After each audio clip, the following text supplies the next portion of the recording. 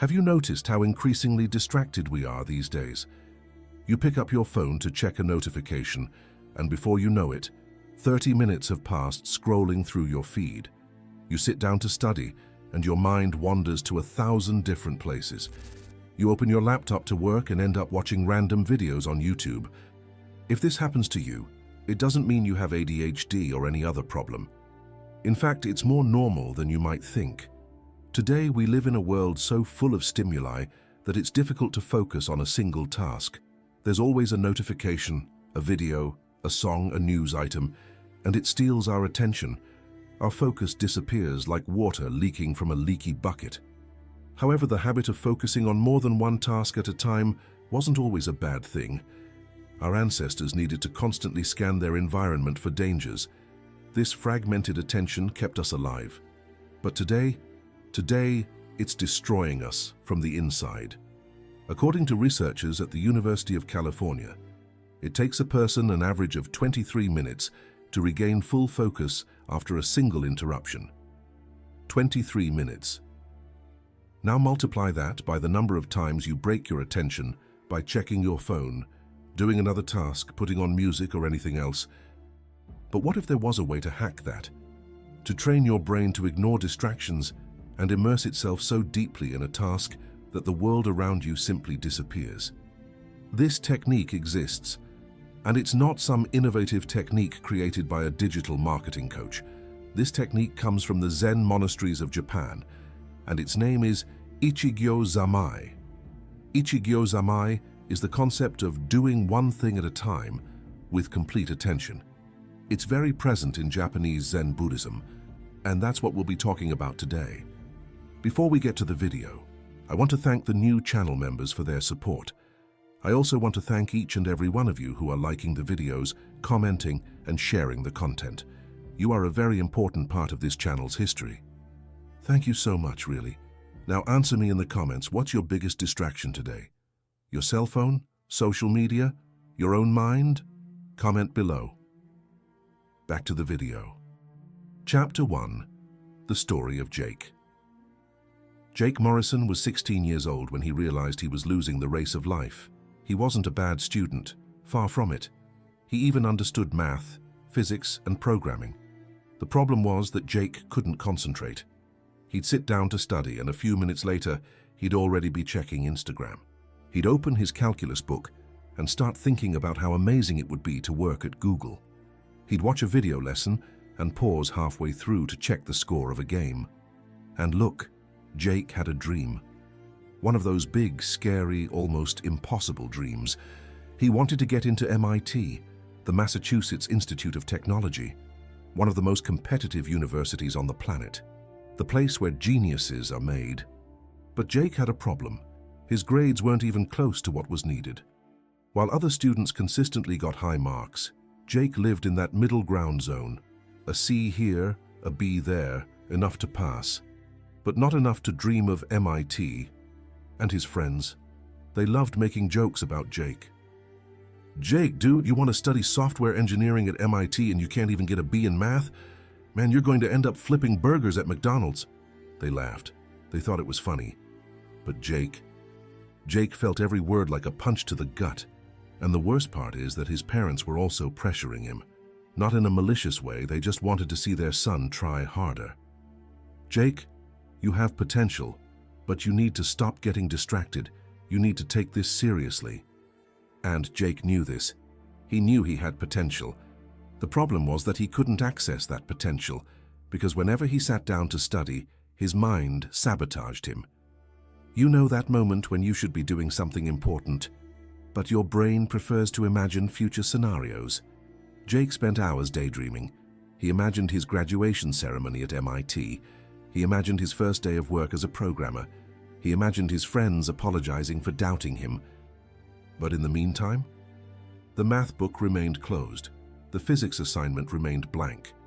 And the dream remained distant. Until one day, after getting yet another low grade on a calculus test, Jake had a breakdown. He was tired of being mediocre, tired of disappointing his parents, tired of hearing his friends' jokes. But instead of locking himself in his room and giving up, Jake did something different. He decided to ask for help. Chapter 2. The Meeting with the Teacher. The next day, Jake went to see Mr. Tanaka. Mr. Tanaka was the school's math teacher, a man of Japanese origin, in his 50s, always calm, always centered. He had the kind of presence that conveyed peace. While other teachers shouted to maintain order in the classroom, Mr. Tanaka simply looked, and everyone fell silent. Jake knocked on the door of the teacher's lounge at the end of the day.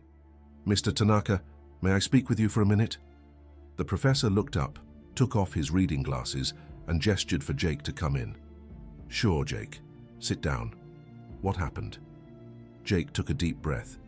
"Sir, I don't know what to do. I really want to improve my grades. I want to be a software engineer, but I can't focus. I sit down to study and my mind keeps jumping from one place to another. I'm distracted all the time. And then my grades don't improve, and then I get stuck in this cycle." Mr. Tanaka was silent for a few seconds. Then he smiled. It wasn't a smile of pity. It was the smile of someone recognizing something familiar. "Jake, can I ask you a question? When you sit down to study, how many tabs do you leave open on your computer?" Jake thought for a second. "I don't know. Maybe 10. "And your cell phone? Where do you keep it?" "On the side, with notifications turned on." "And do you usually study while thinking about other things at the same time? Like planning what you're going to do next or remembering something that happened earlier?" Jake blinked. "How do you know?" Mr. Tanaka Low River. "Because I was exactly like that when I was your age." Jake's eyes widened. "Serious?" "Seriously. I grew up in Japan, and when I was young, I also had trouble concentrating. My mind was always wandering, until my grandfather taught me something that completely changed my life." Jake leaned forward, intrigued. "What was it?" The teacher wrote something on a piece of paper and handed it to Jake. "Ichigyo-Zammai." Jake looked at the paper, confused. Where are you from?" "Ichigyo-Zammai. It's a concept from Zen Buddhism. It literally means concentration on a single action. It's the practice of doing one thing at a time, with total attention, as if you and the action were one." Jake frowned. "Like, just focusing on one thing?" "It's not just about focusing, Jake. It's about becoming the thing you're doing. When you're studying math, you're not Jake studying math. You are math. There's no separation. There's no you observing the task from the outside. You immerse yourself completely." Jake still seemed confused. Mr. Tanaka noticed and continued. "Let me explain it another way. Have you ever started a video game and then realized 3 hours had passed? Yes, this always happens. So, you entered a state of flow. You were so immersed that you lost track of time. Ichigyo-Zammai is learning to intentionally enter this state in any activity." Jake felt a chill down his spine. That made sense. "And does it work, like scientifically?" Mr. Tanaka smiled. "Ah, yes. Today, neuroscience calls this mindfulness or flow state. There are dozens of studies showing that when you practice focused attention, you change the structure of your brain. It increases the density of the prefrontal cortex, which is the region responsible for controlling attention." He opened a drawer and took out some printed articles. "Look, I have some materials here. Articles that combine Ichigyo-Zammai with behavioral neuroscience techniques. Take them home. Study them, apply them, and tell me what happens."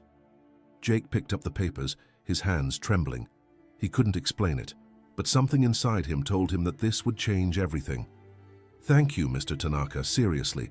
Thank you very much." The teacher placed his hand on Jake's shoulder. "Jake, you have what it takes. You just need to learn how to focus your attention, and when you learn that, nothing will stop you." Chapter 3. Applying Ichigyo-Zammai. That night, Jake didn't sleep much. He stayed up late reading the articles that Mr. Tanaka had given him, and the more he read, the more everything made sense. One of the articles talked about how our brain works, how with every distraction, every notification, every change of task, our brain needs to expend energy to reset and refocus. And the more you do this, the more you train your brain to be distracted. Another article explained the Pomodoro technique combined with Ichigyo-Zammai. Blocks of a few minutes of total concentration followed by 5 or 10 minutes of conscious pause. No picking up your cell phone during the break. No checking social media. Just breathing, stretching, drinking water, being present. Another article discussed choice architecture. Basically, you modify your environment to make distractions impossible. Cell phone in another room, notifications turned off, only one tab open, only one task at a time. He discovered that Ichigyo-Zammai is about completely immersing yourself in the activity you are doing now, without dividing your mind. It's not simply doing one thing at a time in the practical sense, it's a total union between you and the action. When you are sweeping the floor, you are the act of sweeping. When you are eating, you are the act of eating. Zen monks apply this to everything, from mundane tasks like washing dishes to formal meditation. There's a famous Zen saying that illustrates this. When I eat, I eat. When I sleep, I sleep. It seems obvious, but how many times do we eat thinking about work or go to sleep dwelling on problems? Our modern culture values doing 1,000 things at once. Ichigyo-Zammai is the radical opposite of that. The idea is that when you fragment your attention, you're not truly present in any of the activities. You become superficial in everything. In that perspective, when distraction arises and will arise, the practitioner simply acknowledges, "My mind wandered," and gently returns to the current activity. No guilt, no frustration. It's a constant practice of bringing the mind back. After learning all of this, Jake realized something important. He wasn't weak or lazy. He just had never learned how to use his attention correctly. And then he decided. From that day on, everything would change. The following Monday, Jake came home from school and did something he had never done before. He created a ritual. He put his cell phone in a drawer in another room. He turned off all computer notifications. He closed all browser tabs, leaving only one open with his study material. He set a 25-minute timer, and he took 3 deep breaths. Then he began. And the first 5 minutes were awful. Her mind was screaming, "Check your phone. See if anyone texted you. Quickly open YouTube." But Jake remembered what he had read. When distraction arises, you don't fight it, you simply observe. My mind wants to wander, and gently bring your attention back. He did that about 10 times in the first 25 minutes. However, in the second 25-minute block, distractions decreased. In the third, he entered a state of concentration he had never experienced before. When the timer rang, Jake looked at the clock and couldn't believe it. 75 minutes had passed, and he had made more progress in 1 hour than he normally did in an entire week. He felt a surge of energy, of power. For the first time in a long time, he felt he was in control. In the following days, Jake maintained the ritual. Every day upon arriving home, the same process. Cell phone out, environment prepared, breathing, total focus. And he went even further. He applied Ichigyo-Zammai to everything. When he ate, he focused on the act of eating. He didn't watch videos while eating. When he talked to someone, he was totally present. When he walked to school, he paid attention to the sounds, the colors, the movement. He realized he'd lived his whole life on autopilot. And now what? Now he was awake. His friends noticed the change. "Jake, man, you don't hang out with us anymore. Is everything all right?" Jake smiled. "Everything is great. I'm just focused on something bigger right now." They didn't understand, but Jake didn't care because for the first time, he was building the future he wanted instead of just dreaming about it. And then came the first math test after this transformation. Jake sat down, looked at the questions, and entered the state. Ichigyo-Zammai. He wasn't Jake taking the test. He was mathematics solving itself through him. When the professor returned the tests the following week, Jake looked at the paper and froze. Jake had gotten an A. He had never received such a high grade in his life. Mr. Tanaka looked at him from across the room and smiled, and Jake understood. This was just the beginning. Chapter 4. The Climb, from High School to Miti. The following months were a roller coaster. Jake continued practicing Ichigyo-Zammai every day. His grades started to rise consistently. Grade A in physics, grade A in chemistry, grade A in programming. His parents were in shock. "Jake, what happened to you?" "I just learned how to focus, Mom." But that wasn't all. Jake had learned something much deeper. He had learned that discipline isn't about willpower. It's about systems. It's about creating an environment and a routine that make it impossible to fail. He had learned that distraction is not the enemy. Distraction is just a sign that your mind is tired or bored or afraid. And when you understand that, you stop fighting and start working with your brain, not against it. At the end of the year, Jake applied to MIT. His friends still mocked him. "Dude, you've improved, but MIT, that's crazy. Do you know how many brilliant people get rejected every year?" Jake just smiled. "I know, but I also know I'll do my best. And the rest? The rest is out of my control." He applied the same philosophy to test preparation. SATs, essays, programming projects, everything in its own time, with complete attention. And then, 6 months later, in the middle of an ordinary afternoon, Jake received an email. "Congratulations, you have been admitted to MIT." He read the sentence 3 times before believing it. Then he screamed. He screamed so loudly that his parents came running into the room. "I passed, I got into MIT." His mother started to cry. His father hugged him tightly. And Jake? Jake felt a deep gratitude, not only for the acceptance, but for having learned something that went beyond any college. He had learned to master his attention. And whoever masters their attention, masters their life. Chapter 5, Beyond MIT. The journey continues. Getting into MIT was incredible, but Jake soon realized something. Being there wasn't enough. The level of demand, the amount of work, the competition, it was another universe. But Jake had an advantage. While other students struggled with distractions, procrastination, and anxiety, Jake had Ichigyo-Zammai. He maintained the ritual. Every day before studying, the same process. Clean environment, cell phone away, 3 deep breaths. And then, total immersion. He applied the technique to everything, in programming projects, in algorithms classes, in group work. And the teachers started to notice, "Jake, your attention to detail is impressive. You don't miss a thing." Because Jake had understood something fundamental. Talent is important, but attention is power. During his 4 years of college, Jake wasn't the most brilliant student, but he was one of the most consistent. And consistency, in the long run, beats disorganized genius. He graduated with honors, and soon after, he landed a job as a junior programmer at a tech company. And look, Jake could have relaxed.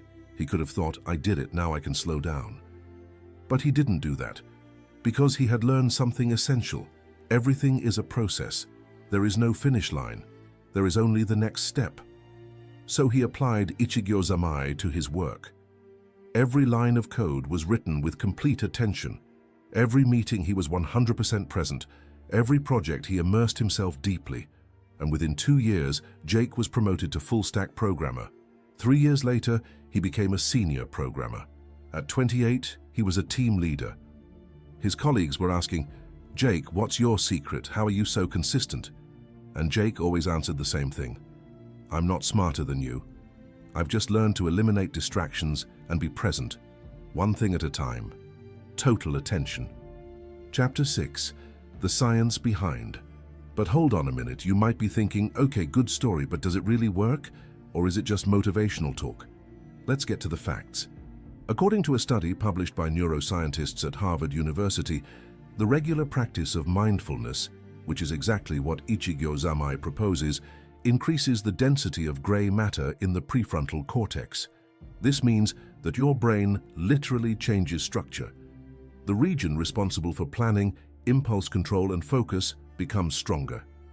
Another study conducted by researchers at Stanford University showed that people who practice focused attention have up to a 40% reduction in the activation of the brain's default mode network. This is the network that remains active when your mind wanders, when you're thinking about the past or the future, when you get distracted. In other words, the practice of Ichigyo-Zammai literally shuts down the distraction center of your brain. And there's more. A neuroscientist with years of experience specializing in neuroplasticity stated in an interview, "The human brain is incredibly adaptable. When you consistently train your attention, you're not just improving a skill. You're rewiring neural circuits. You're creating information superhighways where before there were only trails. In other words, every time you bring your attention back when it wanders, you are literally building a stronger brain. And look, this isn't mysticism, it's pure neuroscience. The Pomodoro technique combined with Ichigyo-Zammai has been used by programmers, writers. Why? Because it works. When you remove distractions from your environment, when you work in focused time blocks, when you bring your attention back every time it wanders, you're doing the equivalent of a workout for your brain. And just as your muscles grow when you lift weights, your attention grows when you train it. Do you know what's the craziest thing about Ichigyo-Zammai? It's not just about productivity. It's not just about doing more in less time. It's about truly living. Think about it. How many times have you eaten an entire meal and not even remembered the taste? How many times have you watched a movie but been checking your phone at the same time? How many conversations have you had with people you love, but your mind was elsewhere? We're living on autopilot. We're letting life pass us by while we're distracted. And the Ichigyo-Zammai, it wakes you up. When you learn to be fully present, you not only work better, you live better. Food tastes better. Conversations have more depth. Experiences become richer. It's almost like stepping out of the matrix and seeing the real world for the first time. And there's a detail that will surprise you. Studies show that people who practice mindfulness report much higher levels of happiness and life satisfaction. Why? Because happiness doesn't come from simply having more things. It comes from being present in what you already have. Jake learned this and it changed everything. So where is Jake today? He still works at the same company. He's still a team leader, but more importantly, he's a completely different person from that 16-year-old boy who couldn't concentrate for 5 minutes. Jake teaches Ichigyo-Zammai to his team members. He sees the same results happening. People who were previously average now deliver exceptional work. People who lived under stress now have mental clarity. And look, Jake isn't special. He didn't have an absurdly high IQ. He didn't come from a wealthy family. He didn't have connections. He only learned one thing that most people never learn: how to direct his attention. And this is the truth no one tells you. Success doesn't come from having more time. It comes from using the time you have better. It's not about having more resources. It's about focusing on the resources you already have. It's not about being smarter. It's about being more present. Because ultimately your life is made up of moments. And if you're not present in your moments, you're not living your life. You're just watching it pass by. If this video resonated with you, I invite you to subscribe to the channel so you don't miss future content. I also invite you to watch the other videos on the channel. I believe their content might help you too. And remember, one thing at a time, full attention. That's how you change the game. Be present. Walk with honor. Follow the path. See you in the next video.